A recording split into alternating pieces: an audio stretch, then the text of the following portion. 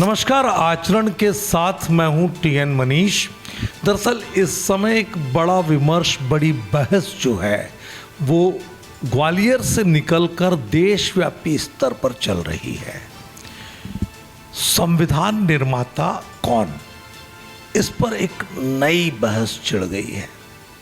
एक पक्ष ऐसा है जो दलीलें दे रहा है कि दरअसल संविधान के असली निर्माता BN राव साहब थे, क्योंकि वो बहुत बड़े विद्वान थे, उनके पास में न्यायिक क्षेत्र का बहुत लंबा अनुभव था और बहुत सारी उनकी समर्थन में तर्क दलीलें आ रही है।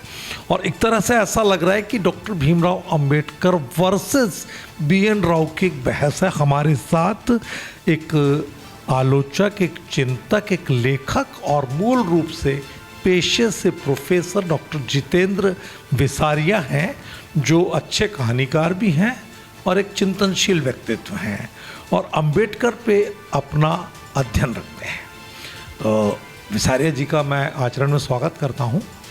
डॉक्टर साहब नमस्कार। जिस तरह की बात आ रही है कि असली संविधान निर्माता कौन, सबकी अपनी दलीलें हैं, सबका अपना तर्क है। आपको क्या लगता है कि बाबा साहब अंबेडकर के साथ ये जो नाम चल रहे हैं और जिस तरह से ये बहस है, कितनी आधार के साथ ये बहस, क्या लगता है? बहुत बहुत शुक्रिया मनीष जी, आप इस चर्चा में मुझे बुलाने के लिए। दरअसल मुझे लगता है कि ये बहुत गैर ज़रूरी बहस है, क्योंकि अब से इतने साल हो गए संविधान निर्माण को भी, देश आज़ाद होने को भी। अब तक किसी ने भी इस तरह का प्रश्न नहीं उठाया कि डॉक्टर भीमराव अंबेडकर भारत के संविधान निर्माता नहीं है। हमारे सारे सरकारी दस्तावेजों में, सारे सर्कुलर जितने भी निकलते हैं, पत्र निकलते हैं, यहाँ तक कि अभी हम तत्काल की बात करें कि पिछले 25 नवंबर और 14 अप्रैल को भी हमारे भारत सरकार ने और मध्य प्रदेश सरकार ने, बीजेपी सरकार ने जो सर्कुलर निकाले हमारे कॉलेजों में, स्कूलों में संविधान दिवस मनाने के लिए या बाबा साहब भीमराव अंबेडकर की जयंती मनाने के लिए, उसमें भी उन्हें संविधान निर्माता कहा गया है। फिर मैं समझता हूँ कि वो कौन लोग हैं जो उन्हें संविधान निर्माता नहीं मानते हैं। डॉक्टर अनिल, माफ़ कीजिएगा, अनिल मिश्रा जो एडवोकेट हैं, डॉक्टर साहब, उनका सीधे कहना है कि मैं नहीं मानता कि वो संविधान निर्माता थे और BN राव के पक्ष में कई दलीलें वो दे। अच्छा, मिश्रा जी हैं, अनिल मिश्रा जी, ठीक है, वो इस देश के एक नागरिक हैं और हमारा संविधान है, सबको अभिव्यक्ति की आज़ादी देता है, उन्हें भी ये आज़ादी मिली हुई है और उन्हें संविधान के बारे में, बाबा साहब के बारे में बोलने का पूरा हक है, अपनी असहमति जताने का भी पूरा हक है। और रही बात BN राव जी की, निश्चित रूप से जो संविधान सभा थी उसके एक सदस्य के रूप में या प्रारूप समिति के सदस्य के रूप में BN राव उसके सदस्य थे और अध्यक्ष बाबा साहब थे और सलाहकार उन्हें माना जाता है, BN राव जी को माना जाता है। तो सलाहकार समिति के अध्यक्ष के नाते ऐसा माना जाता है कि उनको प्रमुखता जो है वो दी जानी चाहिए, वो अनसंग हीरो होता है। नहीं, मैं नहीं मानता, क्योंकि मैं समझता हूँ कि 4 नवंबर 1948 से लेकर के और 30 नवंबर 1948 तक जो पार्लियामेंट्री डिबेट्स थी, संविधान सभा की जो बहसें हैं, जिन्हें भारत सरकार ने प्रकाशित किया है, लगभग 8 खंडों में प्रकाशित किया है, उसमें जो 7वां खंड है उसमें स्पष्ट जो लिखा हुआ है कि BN राव को एक श्रेय दिया गया है। उन्होंने, बाबा साहब ने कहा है कि उसका एक कुछ श्रेय BN राव को दिया जाता है।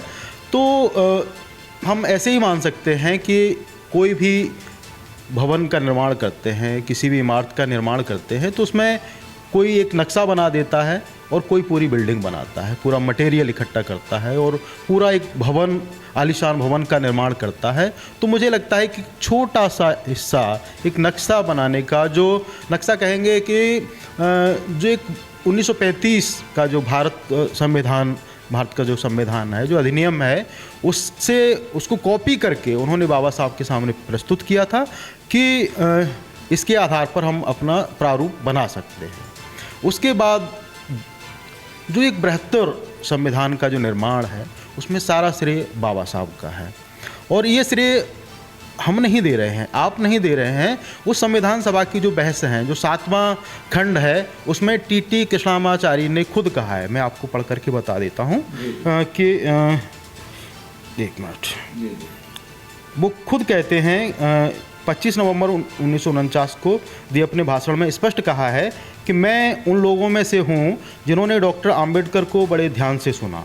मैं उनके उत्साह तथा उस कार्य की मात्रा से परिचित हूँ जो उन्हें इस विधान का मसौदा बनाने में करना पड़ा।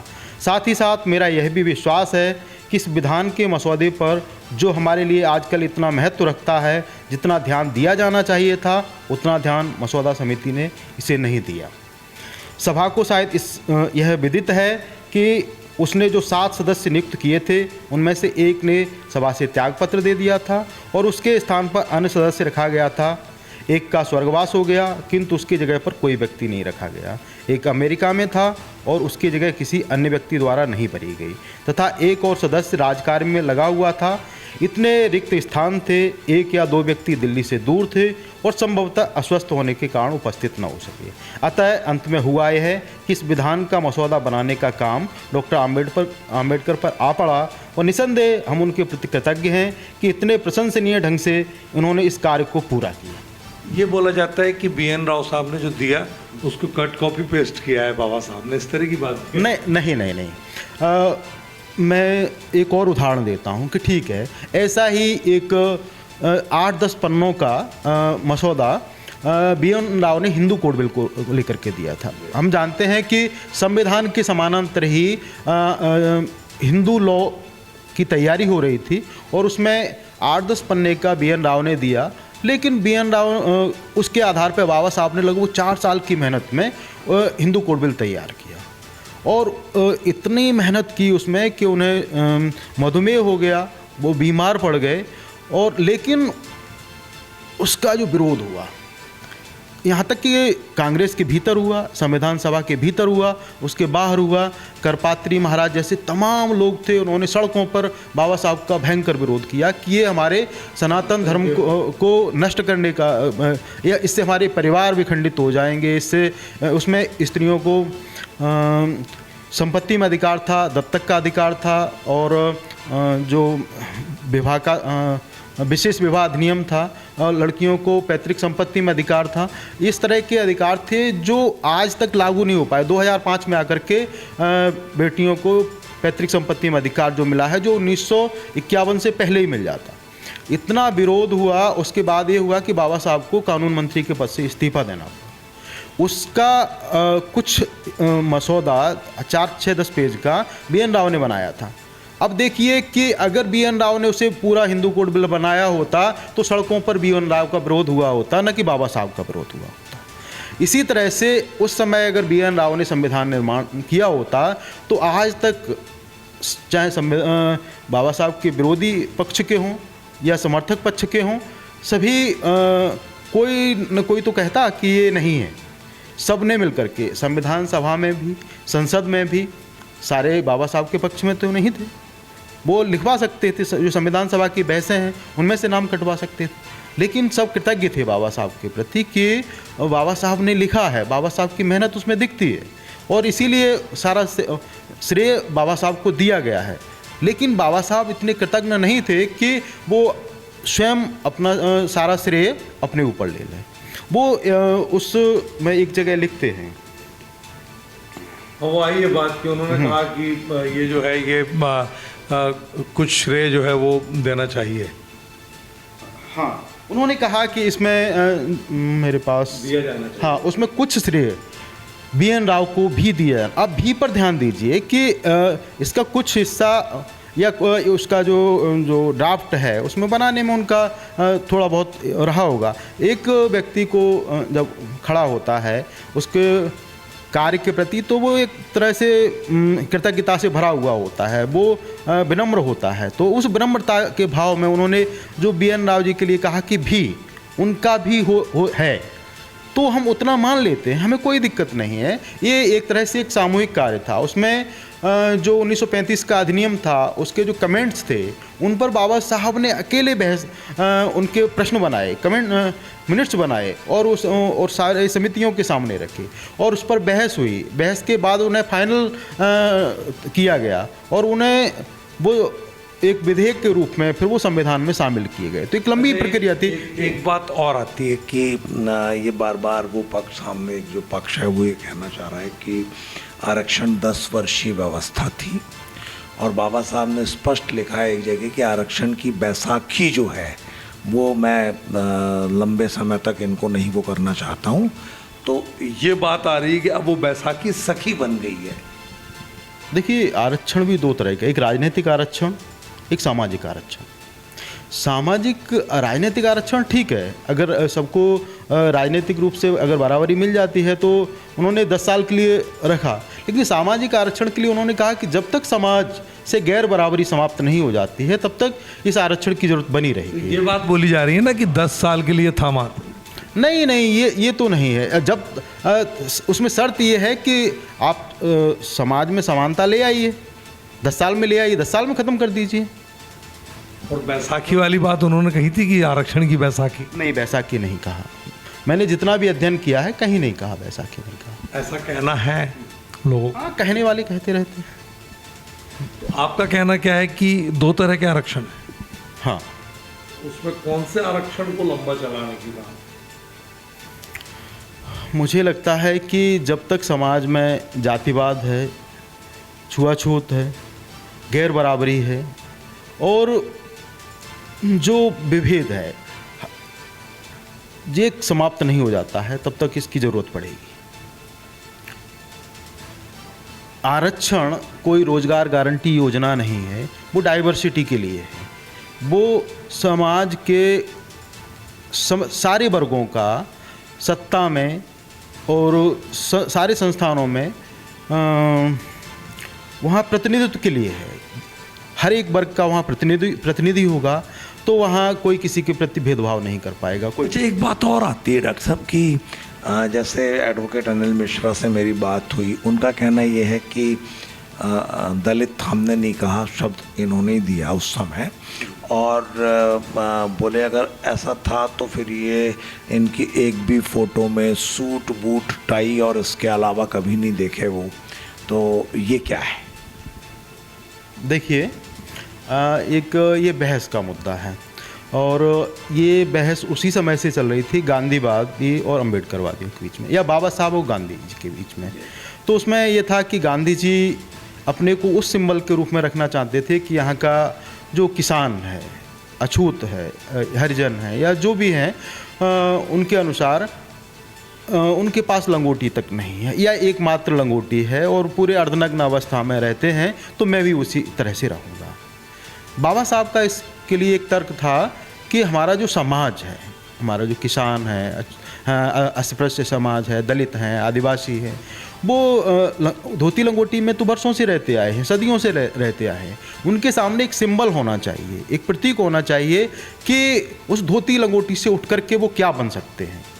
तो बाबा साहब कोट और पैंट टाई इसीलिए लगाते थे, वो कहते थे कि मैं भी एक अछूत परिवार से उठ करके और यहाँ तक पहुँचा, पढ़ लिख करके मंत्री पद तक प्राप्त हुआ, और ये सबके लिए प्रेरणा है कि आप भी उसी तरह से मेरी तरह पढ़ लिख करके आप कोट पैंट और टाई पहन सकते हैं, आप भी अधिकारी मंत्री और बन सकते हैं।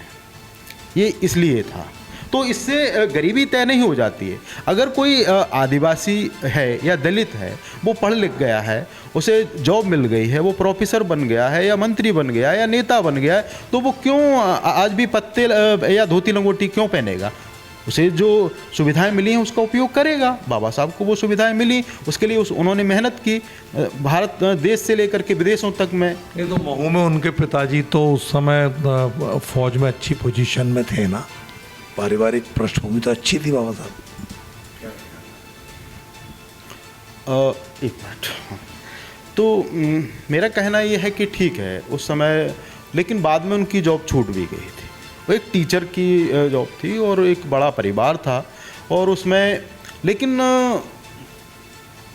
उस समय का पहनावा हम मानते हैं कि 1891 से लेकर के हम बात 1956 तक आते हैं या 1940 तक आते हैं, हमारे देश में कितने बदलाव, उस समय के पहनावे में भी अंतर आया।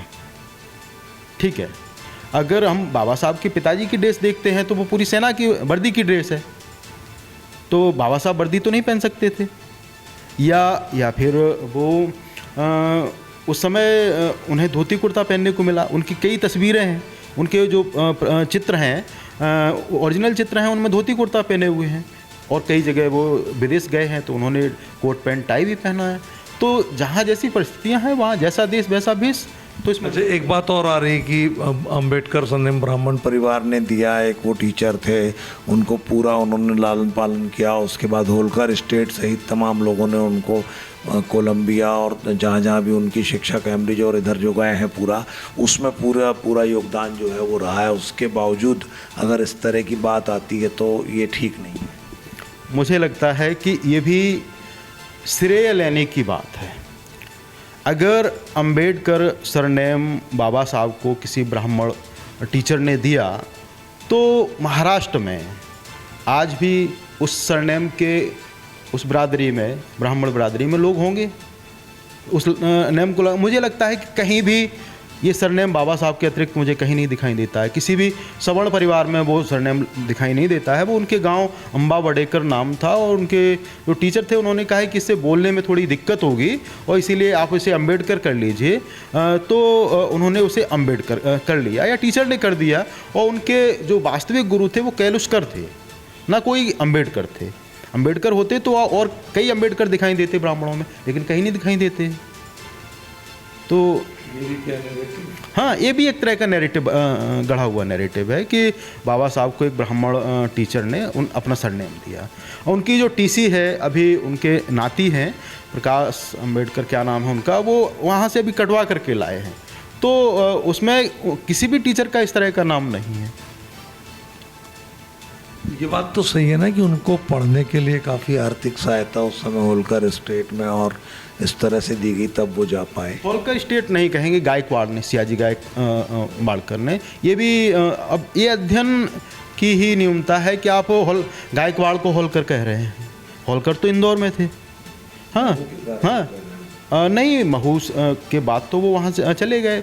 छावनी में तो बहुत दिनों तक नहीं रहे, तो उन्हें गायकवाड़, सियाजी गायकवाड़ ने। और वो हाँ अल्पज्ञानी है और वो छात्रवृत्ति है, वो किसी को भी दी जाती है। उस समय साहू जी महाराज अपने यहाँ आरक्षण दे रहे थे। उसके बाद अपने स्टेट में उन्होंने सबसे पहले दलितों को, SC ST को आरक्षण और पिछड़ों को आरक्षण दिया। तो अब आज भी फेलोशिप मिलती हैं, तो उसमें किसी भी वर्ग का व्यक्ति पढ़ने के लिए विदेश जा सकता है, तो इसमें क्या बड़ी बात है। अच्छा डॉक्टर साहब, ये जो एडवोकेट अनिल मिश्रा ने एक बात और उठाई कि जो डिग्रियों की बात आ रही है, उनके सहित ऐसे लोग जो BN राव साहब को असली संविधान निर्माता मानते हैं, उनका स्पष्ट मत है कि 32 डिग्री 16 साल में ली है, तो कैसे ली, उसका सार्वजनिक जो है वो होना चाहिए, कौन कौन सी डिग्री। देखिए, ये अध्ययन का विषय है, लेकिन जितना मैंने पढ़ा, जितना मैंने जाना, आज देख लीजिए कि आज जितनी एक बाउंडेशन है कि आप एक यूनिवर्सिटी से एक ही डिग्री कर सकते हैं या लेकिन फिर संशोधन हुआ हमारे देखते ही देखते, हाँ, कि फिर उन्होंने कहा कि आप एक प्राइवेट एक सरकारी डिग्री कर सकते हैं। आज ही UGC का नियम आया है, आज ही की डेट में उन्होंने कहा है कि आप एक यूनिवर्सिटी से आप 2 डिग्री कर सकते हैं। बाबा साहब निर्विवाद रूप से मेधावी व्यक्ति थे। उन्हें सिंबल ऑफ नॉलेज आज कहा जाता है, तो उनकी मेधा के आधार पे। दुनिया में ऐसे तमाम महापुरुष हुए हैं, वो हर वर्ग में हुए हैं। आप रामानुज जी को देख लीजिए, बड़े गणतज्ञ हुए हैं, या तमाम हुए हैं। तो उन्होंने बाबा साहब ने एक किसी यूनिवर्सिटी से एक समय में नहीं की हैं, अलग अलग जगहों से की हैं और एक साथ भी की हैं। तो संभव है कि इतने सालों में हाँ कर सकते हैं। 1 डिग्री 2 साल की ज़्यादा, कोई 1 साल का होता है, कोई 6 महीने का होता है, तो इस तरह से कर ली होंगी, कोई बड़ी बात नहीं है। मेरे हिसाब से तो कोई बड़ी बात नहीं। ये भी नैरेटिव है कि आप अच्छा, इसके अलावा ये बताते कि उनका परसेंटेज 32-37% रहा शुरू में, बहुत कमज़ोर थे पढ़ने में। मेरा भी रहा है, मेरा तो ग्रेस लगा है। ऐसा था? हाँ, वो इसलिए है कि हर बच्चे को किस तरह की सुविधाएं मिलती हैं, किस तरह का माहौल मिलता है। एक शुरू में हो सकता है कि उन्हें पढ़ाई का इस तरह का ट्यूशन नहीं मिला हो, इस तरह के टीचर नहीं मिले हों, इस तरह की सुविधाएं नहीं मिली हों, लेकिन उस शुरुआती तय से क्या हो जाएगा कि उन्होंने फर्जी डिग्रियां की बाद में। आज मैं प्रोफेसर हूँ, हाँ, मेरे पास नेट है, पीएचडी है, DCWH है, वगैरह वगैरह है, लेकिन मैं हाई स्कूल में मैं ग्रेस से पास हुआ हूँ। अब इससे क्या तय करेंगे? मेरे परिवार में मेरे माता पिता नहीं पढ़े, मेरे परिवार में कोई नहीं पढ़ा था। 8वीं पास चाचा फौज में लगे थे, तो और गांव से 12 किलोमीटर स्कूल था। तो मैं वहाँ जो किसी का कोई जॉब में है, उसके पिताजी हैं, वो उसके बराबर मेरी डिस्टेंस वो लगी नहीं, मेरिट बनी नहीं सकती थी। ऐसा बाबा साहब के साथ हुआ होगा। लेकिन बाद में हर व्यक्ति अपना विकास करता है, व्यक्तित्व का विकास होता है, तो उन्होंने विकास किया और बाद में मेधावी हुए, सिंबल ऑफ नॉलेज हुए। इसमें क्या बड़ी बात? अच्छा, उन्होंने ये बोला था कि मेरी मूर्ति नहीं लगानी चाहिए, मैं मूर्ति पूजा बिल्कुल पसंद नहीं करता हूँ, और उनकी जो प्रतिज्ञाएं हैं उसमें भी ये शुमार था। बिल्कुल, मैं भी मानता हूँ कि किसी भी महापुरुष के विचार महत्वपूर्ण होते हैं, न कि वो व्यक्ति होता है या उसकी मूर्ति महत्वपूर्ण नहीं होती है। हम बाबा साहब से पहले हम गौतम बुद्ध के बारे में जाते हैं कि उन्होंने कहा था कि हमारे बाद न कोई हमारा उत्तराधिकारी होगा, केवल हमारे जो विचार हैं वही जो धम्म है वही हमारा मार्ग है, वही आपको आगे ले जाएगा, उसी को मानोगे।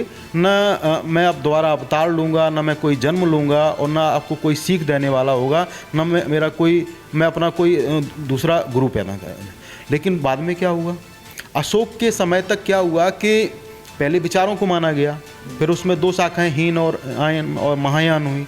एक ने विचार मानते रहे, फिर एक ने प्रतीक पूजा शुरू कर दी। उसमें से उनके 4 प्रतीक माने जाते हैं। जन्म का प्रतीक हाथी के रूप में दिखाया गया है, उनका महाविनिष्क्रमण का ऐरावत हाथी के रूप में, और उनका जो जन्म का है वो हाथी के रूप में, महाविनिष्क्रमण का है वो घोड़े के रूप में है, और जो ज्ञान प्राप्त हुआ उन्हें वो पीपल के वृक्ष के रूप में है, और जो उन्होंने जो परिनिर्वाण प्राप्त हुआ वो स्तूप के रूप में। इस 4 प्रतीक के रूप में दिखाई देते हैं, कहीं भी उनकी मूर्ति नहीं दिखाई देती। लेकिन जैसे जैसे समाज की श्रद्धा बढ़ती जाती है और उसके आचरण बढ़ते जाते हैं, तो उन्होंने बुद्ध की मूर्तियों का निर्माण कर लिया, और वो लगभग 225 साल बाद मूर्तियों का निर्माण हुआ है बाबा साहब की मूर्ति, नहीं महात्मा बुद्ध की मूर्तियों का।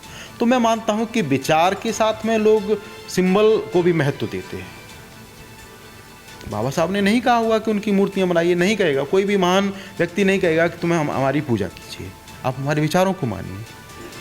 लेकिन इनको जो भगवान का दर्जा देते हैं लोग, उससे आप कितने सहमत? लेकिन मैं देखता हूं कि एकलव्य ने भी, गुरु द्रोणाचार्य जी ने स्पष्ट मना कर दिया कि मैं शूद्रों को या आदिवासियों को शिक्षा नहीं दूंगा, तो मैं अपना गुरु शिष्य नहीं बना सकता हूं। लेकिन एकलव्य ने द्रोणाचार्य जी को अपना गुरु बनाया, उनकी मूर्ति लगा करके और अभ्यास किया। तो मुझे लगता है कि मूर्तियां अभ्यास के लिए भी ज़रूरी है, सामाजिक चेतना के लिए भी, एक प्रेरणा के लिए भी ज़रूरी है। तो इस रूप में क्या बुराई है? बाबा नहीं, तो बाबा साहब भगवान थे क्या? नहीं, बाबा साहब भगवान नहीं थे। अगर इस रूप में पूज रहे हैं लोग तो गलत कर रहे हैं बाबा साहब। लेकिन भगवान की परिभाषा क्या है आपकी नज़र में, हमें ये बताइए। आप बताइए ना।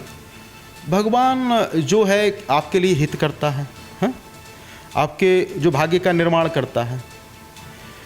बाबा साहब ने दलितों का, आदिवासियों का, इस देश के बहुजनों का, या इसके पूरे सर्वहारा समाज का, संपूर्ण समाज का, उसमें स्त्रियां भी हैं, आधी आबादी है, वो चाहे दलित हों, सवर्ण हों, सबके भाग्य का निर्माण किया है।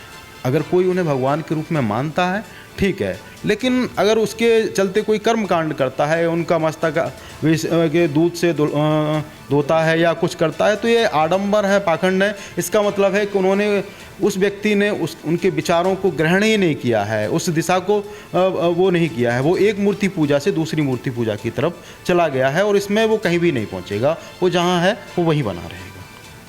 अच्छा, अभी जो ये पूरा माहौल चल रहा है, बाबा साहब ने कहा कि सामाजिक समरसता, समता, ममता उनकी बात थी और पूरी तरह से उन्होंने कहा कि भाई समाज में एक सामाजिक भाव में समानता की बात थी।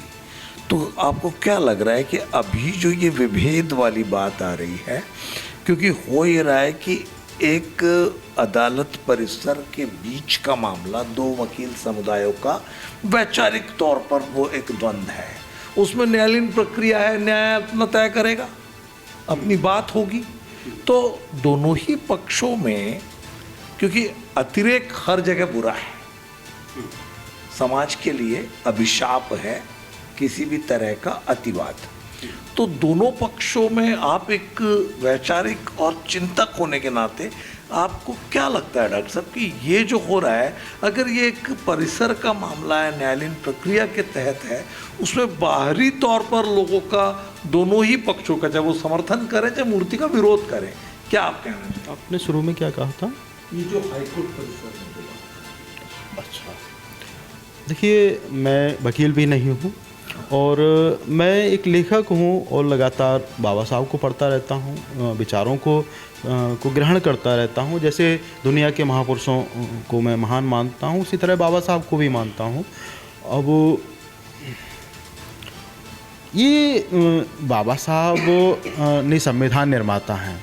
सबसे बड़ी बात ये है कि वो कौन लोग हैं। हमारा देश उन्हें संविधान निर्माता के रूप में मानता है। 14 अप्रैल को भारत सरकार एक छुट्टी का दिन घोषित करती है कि वो हमारे संविधान निर्माता का जन्मदिन है। किसी को कोई आपत्ति नहीं है। हर जगह मूर्तियाँ लगी, संसद के सामने बाबा साहब की मूर्ति लगी है। नया जो संसद भवन बना है जो उसमें भी बाबा साहब की मूर्ति लगी है, हर जगह लगी हुई है, लग रहे हैं। और वो निश्चित रूप से ये बाबा साहब एडवोकेट भी थे, वो कानून मंत्री भी थे। अगर उनकी मूर्ति किसी भी कोर्ट में नहीं लगेगी, कोर्ट परिसर में नहीं लगेगी, तो फिर किसकी मूर्ति लगेगी? हाँ, बाबा साहब की लगनी चाहिए, निर्विवाद रूप से लगनी चाहिए। या आप ये बताइए कि और किसने भारत का संविधान लिखा है? आप उसे सिद्ध करके बताइए। आज से 70 सालों में तो किसी ने इस तरह का प्रश्न उठाया ही नहीं। ये आप कहीं ना कहीं आपके मन में ये लगता है। ये बात तो निश्चित रूप से देश से पीड़ित है, द्वेष से पीड़ित विचार है, क्योंकि इस तरह का विचार 1951 में भी उठा था। बाबा साहब ने हिंदू कोड बिल, संविधान के बाद हिंदू कोड बिल लिखा और जब वो पारित करवाना चाहते थे संसद में, तो बाहर से आवाज़ आई कि डॉक्टर आम्बेडकर एक अछूत हैं और एक अछूत हम हिंदुओं का विधान नहीं रच सकता है, हमारा कानून नहीं रच सकता है। उसका तो कोई उच्च जाति का व्यक्ति होगा, वही हमारा लॉ लिख सकता है। ये मनु का, बृहस्पति का और शुक्र की जो नीति है, पाराशर की नीति है, जो जिससे हम कानून है, हम वो एक अछूत अम्बेडकर कैसे कर सकता है। और आखिर में ये हुआ कि चारों तरफ से मिल करके और वो पारित नहीं होने दिया और बाद में 1951 के चुनाव नज़दीक थे, इसके चलते नेहरू जी भी उसके पीछे हट गए। बाबा साहब को कानून मंत्री के पद से इस्तीफा देना पड़ा और बाद में वही जो बिल है, वो मैं अभी नाम भूल रहा हूँ उनका, उनके माध्यम से, क्या नाम आ रहा है याद नहीं, तो वो टुकड़ों टुकड़ों में 4 भागों में पारित करवाया। बाबा साहब के हाथों नहीं हुआ। वो ब्राह्मण थे, पाटस्कर नाम था उनका, उनके माध्यम से वो करवाया। तो यही टीस जो 1951 में थी बाबा साहब के समय में, करपात्री जी या तमाम लोगों की थी, वही टीस आज दिखाई देती है कि बाबा साहब संविधान निर्माता कैसे हो सकते हैं, बाबा साहब की मूर्ति या परिसर में कैसे लग सकती है। बाबा साहब कानून मंत्री थे, बाबा साहब संविधान निर्माता थे, उनकी मूर्ति लगना चाहिए। अच्छा, BN राव समर्थकों के सामने तर्क और तथ्यों की कसौटी पर अगर बहस की जाए, विमर्श किया जाए, तो आप प्रमाणिक तौर पर दस्तावेजों के साथ इस चीज को आप पूरी तरह से रख सकते हैं कि असली संविधान निर्माता डॉक्टर साहब थे? मैं मैं क्या, बहुत सारे लोग रख सकते हैं। भारत सरकार उसका एक पक्ष हो सकता है, पार्लियामेंट्री डिबेट्स उसका पक्ष हो सकती हैं। उसकी जो 4 साल की डिबेट्स है A to Z, सुबह से लेकर के शाम हर रोज़ की बहस है, और उसमें क्या पक्ष है, किसका पक्ष है, वो आप पढ़ लीजिए। भारत सरकार ने प्रकाशित करवाई 8 खंडों में, उसमें सब तय हो जाएगा कि उसके BN राव थे। और दूसरी बात मैं कहता हूँ कि मैं हिंदू कोड बिल से तुलना करता हूँ। वो भी एक संविधान था, एक AB संविधान था, उसका भी मसौदा BN राव ने कुछ पन्ने लिखे थे और इसके भी लिखे थे। तो श्रेय संविधान का ठीक है बाबा साहब को मिला, कैसे दे दिया ये मिश्रा जी के अनुसार पता नहीं कैसे मिल गया। लेकिन ऐसे ही हिंदू कोड बिल, सारा विरोध बाबा साहब का हुआ, काले झंडे बाबा साहब को दिखाए गए, पूरे देश में गालियां बाबा साहब ने खाई। अगर BN राव ने हिंदू कोड बिल लिखा होता और BN राव ने भारतीय संविधान लिखा होता तो उसका श्रेय, उसका विरोध भी तो BN राव को मिलता। वहाँ तो कहीं BN राव नहीं दिखाई देते हैं, वो तो इस्तीफा देकर के संविधान बनने से पहले विदेश चले गए थे। अच्छा, इतिहास अपने आप को दोहराता है, ऐसा बोला है डॉक्टर एडवोकेट अनिल मिश्रा ने। हाँ, क्या लगता है? उन्होंने कहा है कि मैं तो कहता हूँ कि इतिहास दोहराया जाता है। समाज कहाँ से तय करता है? बाबा साहब के विरोधी उस समय भी थे, बाबा साहब के विरोधी आज भी हैं। कौन विरोधी है आप अच्छी तरह से जानते हैं, हम भी अच्छी तरह से जानते हैं, यहाँ नाम लेने की ज़रूरत नहीं है। तो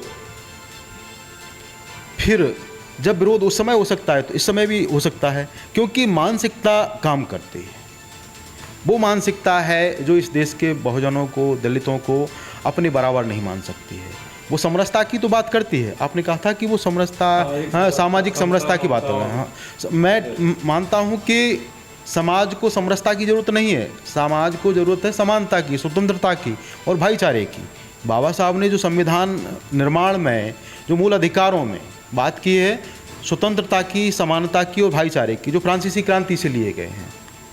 समरसता क्या करती है कि आप ब्राह्मण हैं, आप दलित हैं, आप आदिवासी हैं, आप वैसे के वैसे बने रहिए, आप बराबरी की बात मत कीजिए, अब जो जहाँ है वो वहाँ बना रहे। समानता का मतलब होता है कि सब समान हो।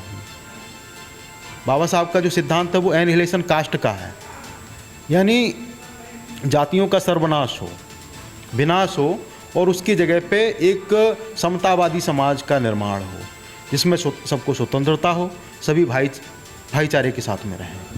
तो ऐसे में फिर बहुजन आंदोलन से जुड़े तमाम आयोजनों में मैं पत्रकार के नाते आता जाता रहा। अभी आज़ाद समाज पार्टी का और भीम आर्मी का मैंने देखा, तो उसमें एक शपथ ली जाती है कार्यक्रम के दौरान लास्ट में, और उसमें ये बताया जाता है शपथ में कि साहब आप जो है अब आज शपथ लो कि आप जो भी काम करेंगे, देंगे, केस लड़ेंगे, लड़ाएंगे, कुछ भी प्रकरण होगा, कुछ भी आपके दैनिक जीवन से जुड़ा मामला होगा, तो आप जो है सिर्फ और सिर्फ बहुजन के लोगों को ही काम देंगे। तो ये बाबा साहब ने तो नहीं कहा ना, फिर उनके अनुयायी कैसे हुए? एक चिंतक के नाते मैं इस मामले में मेरा मत है कि ये क्रिया की प्रतिक्रिया है, ये बाबा साहब कभी नहीं कह सकते, गौतम बुद्ध नहीं, कोई दुनिया का महापुरुष नहीं कह सकता है। ये मानव समाज है, और मानव समाज आपसी भाईचारे पर, आपसी सहचर, एक दूसरे पर निर्भर है, एक दूसरे के सहारे ही चलेगा। आप चाहे वो कृषि हो, चाहे उद्योग हो, या बाजार हो, या कोई भी क्षेत्र हो, वहाँ हर किसी की दुकान होगी, हर कोई बेचने क्रेता होगा, हर कोई विक्रेता होगा। जिस तरह से मैं देखता हूँ कि कुछ लोग हैं इस देश में, वो कहते हैं कि एक धर्म विशेष के व्यक्तियों की दुकानों से आप ये सामान नहीं खरीदोगे, उन्हें यहाँ चले जाना चाहिए, वहाँ चले जाना चाहिए। मुझे लगता है कि ये एक अनसिक्योरिटी है। तो अम्बेडकरवादी अनुयायियों से जो अंबेडकर को भगवान का दर्जा दे रहे हैं और पूरी तरह से महात्मा फुले की बात करते हैं, सावित्रीबाई फुले की बात करते हैं, काशीराम की बात करते हैं, ठीक है ना, और तमाम तरह से उन सारे सुधारक चिंतकों, महापुरुषों को आगे रखते हैं, उनको नमन करते हैं, जिनके मूल विचार में मानव मात्र एक समान था, तो वो अगर इस तरह बोलते हैं तो ऐसा नहीं लगता है कि ये मतलब दिखावा कुछ और है, करना कुछ और चाह रहे हैं, दिखा कुछ और रहे हैं। तो आप जैसे जो सुधारक हैं उनका क्या सुझाव होना चाहिए? देखिए, मेरा विचार है, आप लगातार प्रतीकों की बात कर रहे हैं कि मैंने कहा एक अनुयायी समाज होता है, एक पूजने वाला समाज होता है, एक किसी महापुरुष के आचरणों पे विचारों पे चलने वाला समाज होता है। हो सकता है कि कुछ लोग इस तरह के हों कि जो केवल उनको पूजते हों, लेकिन वास्तव में उन्होंने क्या कहा, हाँ, अरे कहते हैं, मैं भी कहता हूँ, कोई भी कह सकता है, लेकिन आप अंदर से कितना, आपकी कथनी और करनी में कितना भेद है, ठीक है, आप कहते क्या हैं, करते क्या हैं, इसमें भी तो भेद हो सकता है। तो मुझे लगता है कि जो सामाजिक भेदभाव की बात करता है, असमानता की बात करता है, द्वेष की बात करता है, जातिवाद की बात करता है, वो बाबा साहब का या बुद्ध का अनुयायी नहीं हो सकता। जो समानता की बात करेगा, स्वतंत्रता और भाईचारे की बात करेगा, समाज को एकजुट करने की बात करेगा, वो अम्बेडकरवादी है, वो बहुजनवादी है। अच्छा, BN राव का समर्थन कर रहे लोगों को संविधान निर्माता का जो पूरा की पूरा श्रेय लेने की बात है, और उनका कहना है कि हमारे पास प्रमाण भी है, तर्क भी है, तथ्य भी है, दलीलें भी हैं, हम पे हर तरह से चीज़ें हैं जो हम ये दावा कर सकते हैं कि BN राव असली संविधान निर्माता थे। कर सकते हैं, अभी तक क्यों नहीं किया? करिए, आपके पास अगर तथ्य हैं आप ले आइए।